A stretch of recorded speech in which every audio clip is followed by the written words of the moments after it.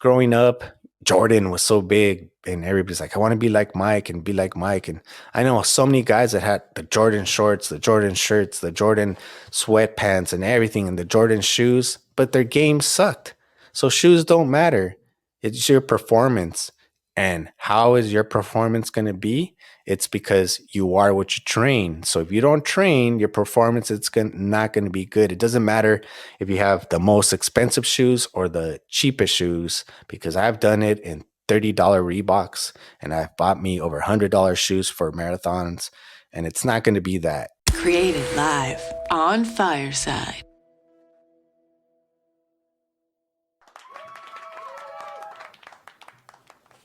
Hello, everybody, and welcome to Athletic Definition, broadcasting live here from Fireside, where it's a all new interactive platform where you get to be part of the audience and not just your typical, hey, let me call up the radio station or leave a comment. You actually get to participate, and I would love for you to be here. So be sure to hop on Fireside. Welcome to Multiple Marathon Training. This is episode 181 of Athletic Definition.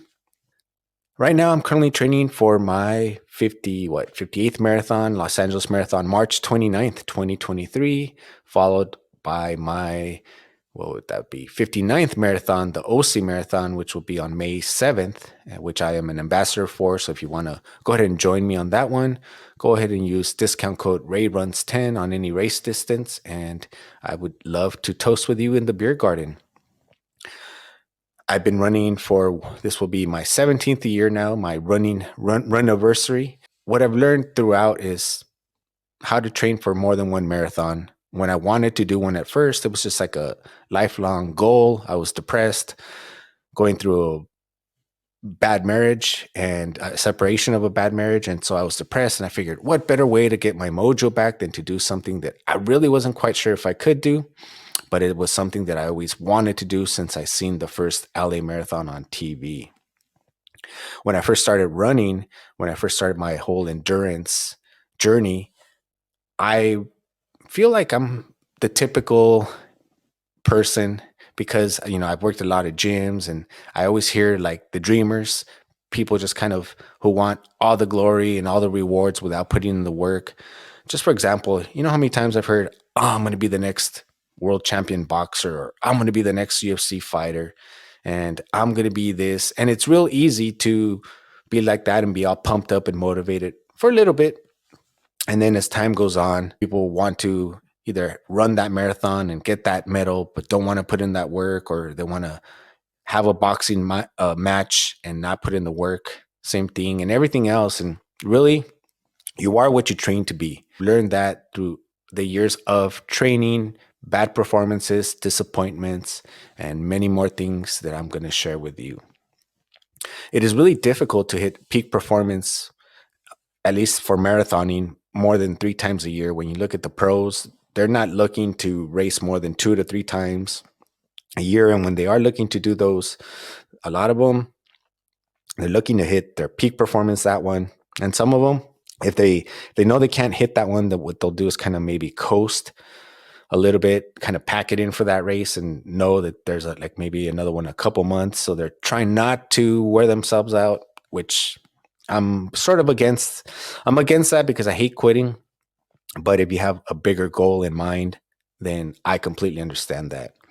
As I was researching this, I started looking on YouTube, which is one of my favorite tools, which I am simulcasting here. So thank you, everybody on YouTube, and thank you. I think it's Nicole who just joined as well.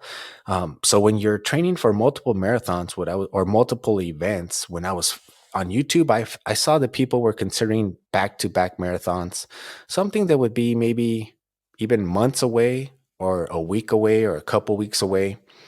And I've done really truly back to back, a marathon on Saturday and then a marathon on Sunday. And I've done different events like that. So I thought I need to put more information out there, because I know there's other people who had goals and aspirations of doing that. And it's always so much easier once there's some sort of information out there for you to be able to follow along. So always having something, some sort of blueprint to follow to see what you can do. So to me, the most important thing is, if you're going to train for multiple events, is to really have a plan and know what you're doing, know the course, know exactly what you're getting yourself into. So, for example, if you're going to do back to back, for you, back to back might be like, I'm going to do 2 marathons within 1 year. That's fine. How much time do you have in between? How much time are you going to use to rest? How much time are you going to use to train? Do you have any time to actually train, or is it just going to be recovery and mobility work? Are you doing back to back marathons? And if you are, like, for example, I did a back to back marathon, and the first day was all downhill, like straight downhill. It was one of these Revel marathons, if you're familiar with them. And the next day it was a semi flat course. So sometimes if you're going for PR, maybe you'd want to do that whole first day, just run it and gun it and see how you do. But running downhill will, depending on your training, could shred your quads or your hamstrings. And then the next day, you may not even be able to go. Most marathons do have a cutoff hour. So if you go all out from the beginning, how much juice will you have left? Especially if it's going to be your first time trying some sort of back to back. So I recommend on that, really, what I did myself, I ran a downhill one for the first time, and then from there, I kind of took it easy just because I knew I was going to do it the next day, and I completed it. I felt good, and then I attempted that again the following year, and I actually feel I had a worse performance the next day. I didn't have it. I wasn't strong. There's so many things that come into having a peak performance. And that's where I mentioned it's your goal. Are you just trying to complete it, or are you actually trying to get a peak performance? So, to give you a little bit of my background, I know some of you are just tuning in for the first time. You might be like, well, that's a couple maybe back to back marathons. That's just not enough experience. So, let me break it down to you. Back in January 2018, I ran a marathon a month from January 2018 to March of 2019. Start off with 2017 because multiple events is kind of what I started really getting into in 2017. And it really just changed my way of training because, as far as I know, I don't know anybody else doing as many events of the type that I'm doing and cross training the way I do. Usually most people focus on something, but I ADD, whatever you want to call it, multiple passions. And I'm happy because of multiple passions. Sometimes when you have injuries, I could still work out. When I know people have completely stopped working out just because they got hurt, and then they don't like or enjoy any other type of workout. And to be able to just keep working out and stay active, it definitely helps you come back, even though you may be off in whatever particular sport you want to do. But back in 2017, I completed in March the Los Angeles Marathon. Then I did the OC Marathon in May. Then I did the San Diego Marathon in June. Then I did the San Francisco Marathon in July. And then 5 days later, this is like the first time I tried a multiple event. But it was my first multiple event was not back to back marathons. No, I did the San Francisco Marathon. And then less than a week later, I did the Jiu Jitsu World League Championship here at APU, Azusa Pacific University. I dropped down an age bracket because the person who was going to be in my age bracket quit or dropped out. So I dropped down in age bracket 5 days after a marathon, and I came in second place. Then in August, I did the Gracie Worlds in Anaheim. And then I did my local 5K race, the Azusa 5K. Back then, Azusa had a marathon. It was called the Revel Canyon City. And since I was able to complete the marathon and the jiu-jitsu tournament, that gave me the momentum and gave me the validation that I needed from myself to feel the confidence that I could complete back-to-back marathons. And so that year, I attempted my first back-to-back marathons, which was Revel Canyon City on November 4th, 2017. And then the following day is when I did the Santa Clarita Marathon on November 5th, 2017. Great experience, covering 52.4 miles in 2 days. And after doing that, I'm like, what else can I do? What else can I do? So then the following year, I was trying to think of what can I do to top that remarkable year of just a little bit of everything, from jujitsu to running to half marathons. I really had a really good time in 2017. And then in 2018, on a personal level, I got evicted from where I was living. They sold the property, so I had to move. The only thing is they didn't really give me any notice at all. So I got like a 30-day notice, basically 30 days to find a new place to live. That could have been it was stressful not knowing what I'm going to do. And I already had these plans in my mind, and I'm not sure where I'm going to live. And I'm working for a corporate bank at the time. So, very high stressful job as well. And it turned out to be a blessing in disguise because my friend let me help him watch a property. And basically, I got to live for 1 year for free. Basically, I just had to watch a property. And that gave me the extra money to do some of these marathons that I was able to do in 2018. So sometimes when it may seem dark for you and you're like, what am I going to do? It may just be a blessing in disguise. I know when I was younger, I'd always see the people traveling to different marathons, different parts of the world, and just think to myself, how can they afford it? So it's not that I won the lotto or just have all this crypto cash that I got from FTX or anything like that. It's really that it was just a blessing and it all just kind of worked out. So that year, I got to run Carlsbad Marathon in January. And so this is where when you're running a marathon a month, sometimes you're going to have like a 2 weeks from the next one.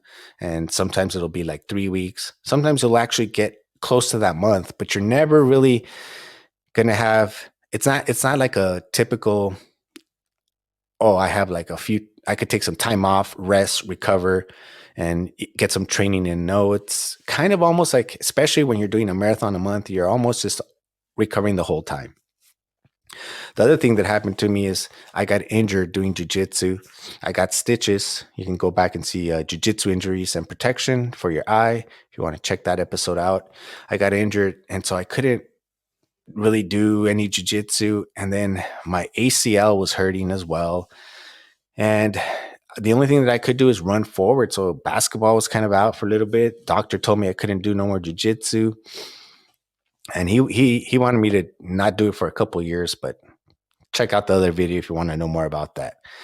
And so then what I did was, well, I could run forward. So I did the Carlsbad Marathon. That was the first one.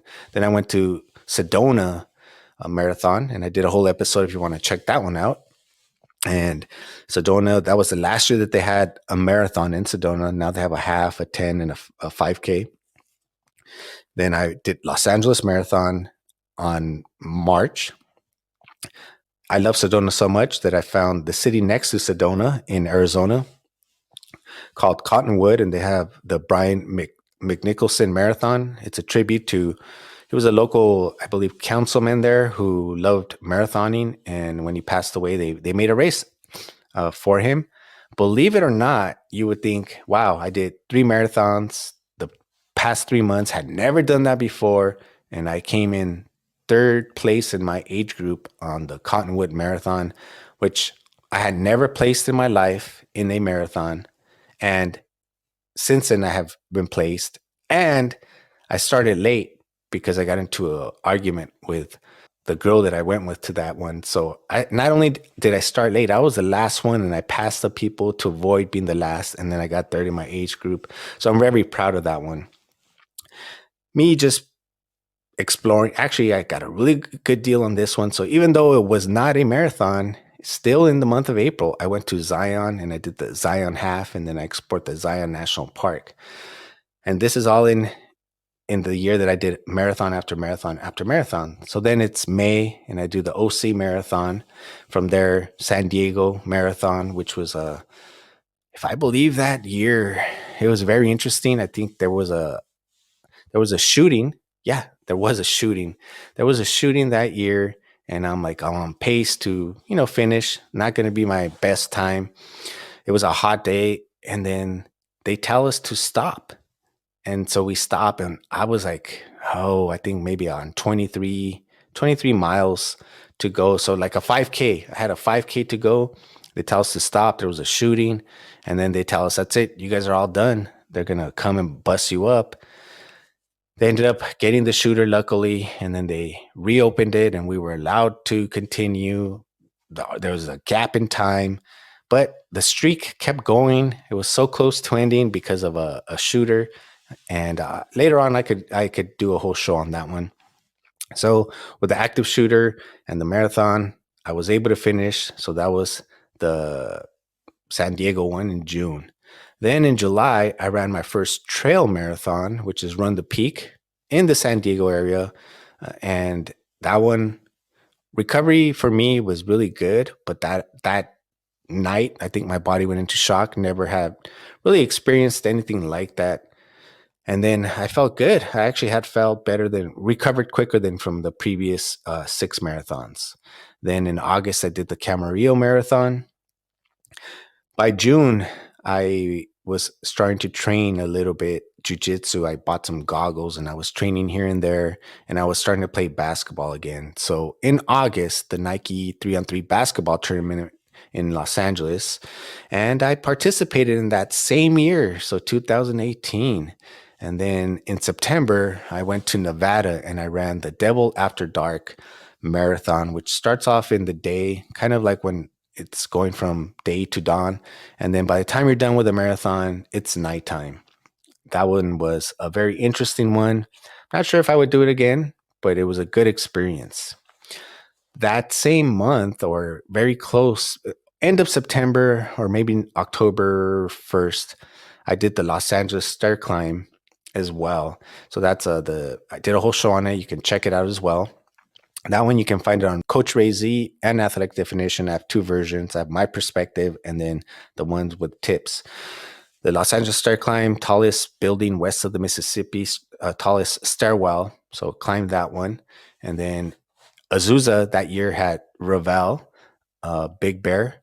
So I ran that one. And then, of course, wanting to be an overachiever, in October, I ran a bonus marathon, which was the Ventura Marathon. And then I did Santa Clarita in November and finished it with Hoover Dam in December. So I actually ended up with 13 marathons in that year. Continued on in January with Carlsbad once again. By this time, they had changed the course and it was just beautiful. I loved it. Seaside Marathon, which is kind of like in Ventura and also another great course along the beach. And then Sedona no longer had the marathon, but I loved it there so much that I went back and I ran the half marathon in February of 2019. And then once again, I did the Los Angeles Marathon. That's where my streak ended.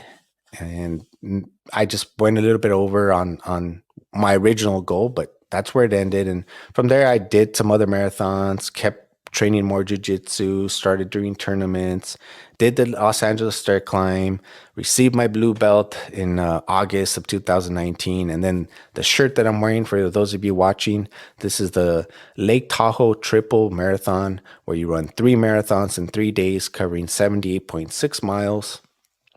No rest. I mean, there's rest, but as far as like more than a day or less than a day, you don't have that.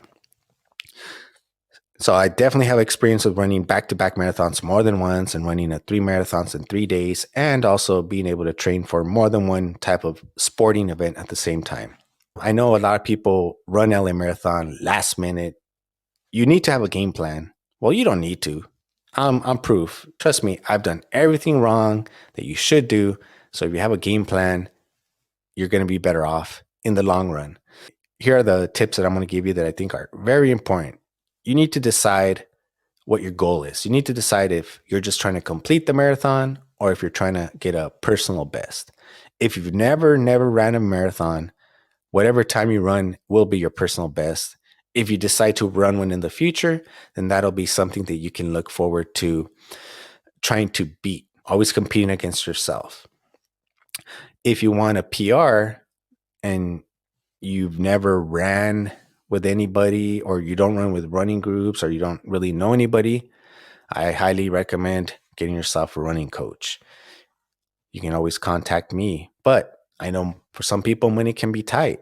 If you don't, we live now in a world where everything could be available or is available for free.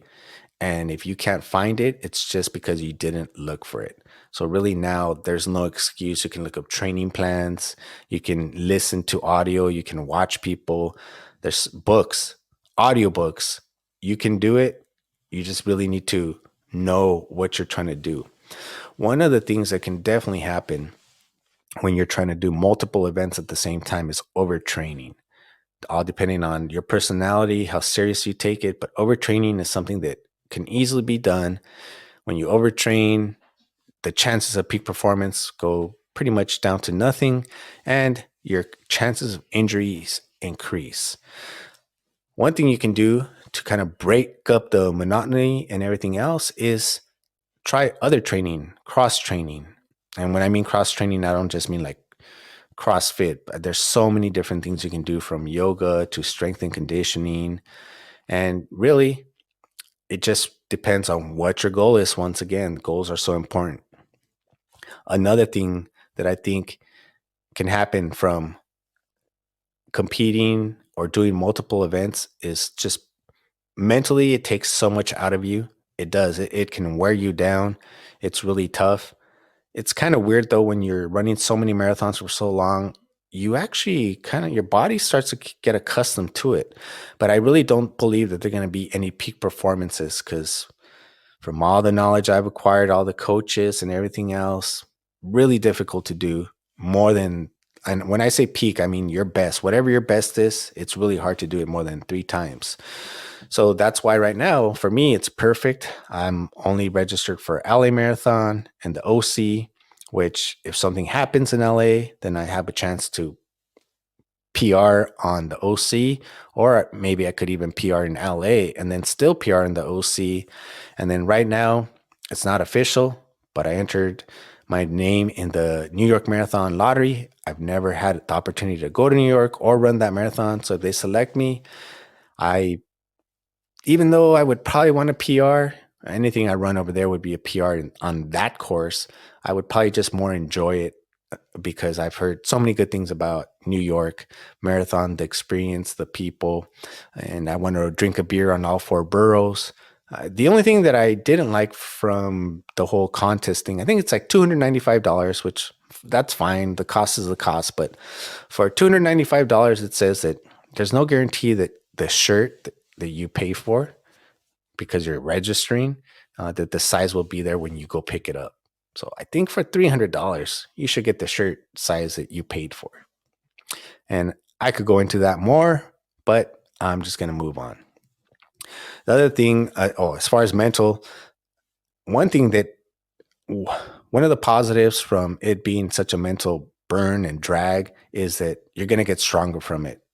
So many times I can refer back to tough situations, it raining, cold, below freezing, super hot temperatures, and I can use it for other things in life and also to power me through and just make me mentally stronger. So now my confidence is even stronger because I know that I could do it. So there is a positive to that whole mental thing, but every once in a while you do need that refresher to get back feeling fresh and start all over.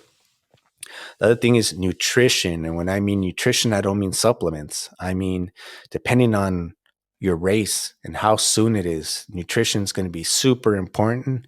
Like for me personally, when I ran the back to back or even the Lake Tahoe triple, the first thing I wanted to do was get nutrition in my system. Well, I wanted to get a beer at the beer garden, but after that, I wanted to get food, even if I wasn't that hungry. So I started off, at least for the Lake Tahoe triple, soups. It was super cold, some days below freezing. Soups were hitting me, and then later on, I would eat.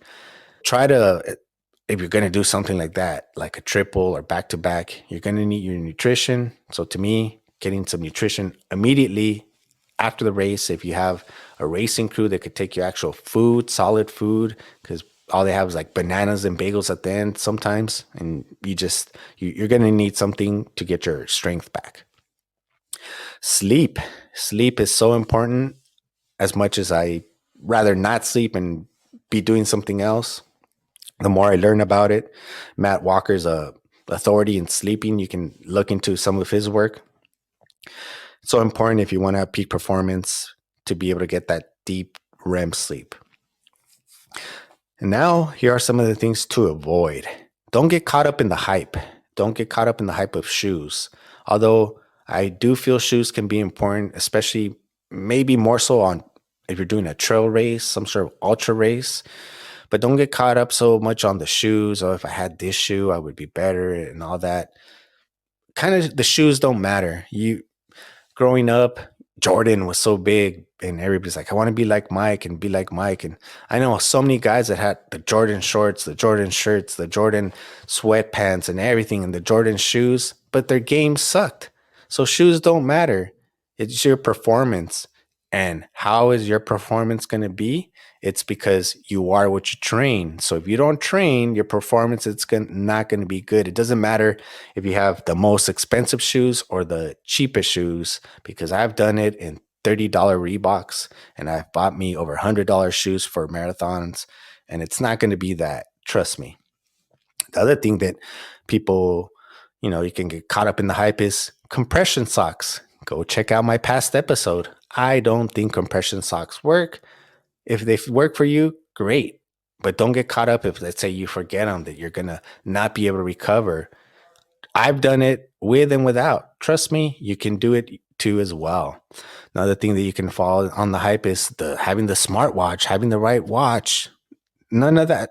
I've run it with a typical Casio regular, resetting the timer every mile. Pretty much the last four things that I mentioned: the shoes, compression socks, supplements. Did I mention supplements, Mark? Well, supplements. Supplements is another thing. Some of them, so many of those supplements don't actually have those proper ingredients. A lot of them are junk. If you're not taking supplements, doesn't mean that you're going to get weak or not be able to perform. So definitely look into supplements. But all those could be placebo effects. Placebo is very, very effective. Doesn't mean that it's not. But to me, the most important thing is your training design, or your design program, whether you did it yourself or someone designed it for you, and then the adjustments that you make along the way.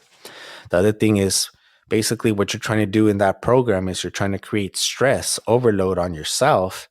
And then what will happen is you will start adapting to the stress.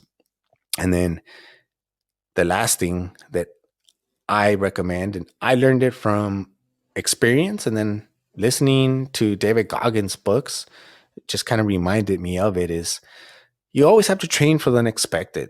If you're, let's say, for example, always running with music and then you forget your phone, then what are you going to do? Not run because you forgot your earphones or something like that? Or let's say you always run with your favorite shorts and then they're dirty or whatever. All these plans that, or something that might happen, you start chafing, you get cold, you need to use the bathroom. The more plans you have, the less chance of you being like a deer caught in, what is it, in the headlights. So you'll actually, sometimes you're just so tired, but you've gone through the motions so much that your body's just going to do it by itself. And it's more like just, although I hate the term muscle memory because muscles don't have memories, but it'll be more like a reflex of you just doing what you need to do than of you kind of like stopping and going, oh no, what am I going to do? So the more scenarios like that you can prepare yourself for, the better it is. And overall, when in doubt, work out. Those are my tips for you if you want to train for multiple marathons. I'm actually, as I was going through this and preparing for it, I realized how little information there is for multiple or back-to-back marathons. So I'm going to do a better one with more details. This is just kind of a general kind of tips, kind of letting you know some of my experience. So if you do want to reach out to me, I can help you get ready for more than one event. And I actually would love to meet people who are doing these type of events, or maybe as extreme as me. I know some people do a lot of half marathons and do jiu-jitsu. I know some people who play basketball. One of my guests, Manning, in my Spanish podcast, El Mundo de Fitness, he's super active, probably as active as me. He doesn't run marathons, but he'll do like 5Ks and half marathons. But I just love to meet people who are active and passionate about more than one sport and just fitness and sports in general. So I hope you enjoyed this episode of 181 Athletic Definition. My name is Coach Ray Z. Thank you, everybody, for joining me. Until next time, I'm out.